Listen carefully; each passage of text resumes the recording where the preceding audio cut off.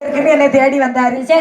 நானும் பார்த்தேன். சரி ஐயா நமக்கு பிழைப்புக்கு வழி வேணுமே அப்படின்னு சொல்லி நானும் அவர் பின்னாலே நடந்து காட்டு பாதையா மேல உப்புரணி ஊருங்கிற ஊருக்கு போய் சேர்த்தேன்.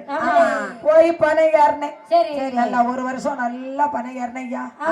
நல்லா பனை ஏறினேன். எனக்கு கை நிறைய காசு கொடுத்தாரு, கூலி கொடுத்தாரு.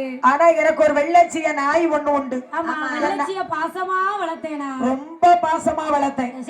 அதையும் கையில கூட்டு போயிட்டு சொன்னாரு, நாயும் கூட்டு வந்திருப்பா, உனக்கு தங்குறதுக்கு வீடு வசதி எல்லாம் தரேன்னு சொல்லி இருந்தாரு அந்த புகழ் பெருமாள் நாடார். உடனே நானும் நாயும் கையில புடிச்சுக்கிட்டு மனைவி மக்களை கூட்டிட்டு போயிருந்தேன். நல்ல பனை ஏறினேன். பனை ஏறி என்ன ஒரு வழி பண்ணணும். நீங்க அவரை கேளும், நான் அவரை போய் கேக்க ஐயா அவரை ஏதாவது நீங்க ஒரு வழி பண்ணுங்க ஐயா. அவர் பார்த்தாரு, ஒரு குழலை கையில எடுத்து இவர் பேர் அதுல எழுதி அங்க 21 வாதைகளோ 78 வாதைகளோ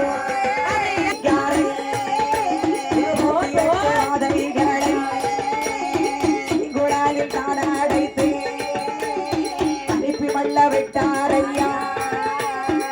இவர் பேரை எழுதி ஒரு சிறுகுழல் உள்ள அதாவது 108 வாத 21 தேவதை 61 வத்திக்காரன் 1008 தேவாதி தேவுக்களை அழைத்து அவர் வடக்கு முகம் நோக்கி எல்லோ அனுப்பி வைத்தா மந்திரவாதி வடக்கு முகம் சிறுகுழல் தானே அதுதான் உப்பரணி நகரதிலே ஊருக்கு தமக்கத்திலே வல்ல இருப்பூரையா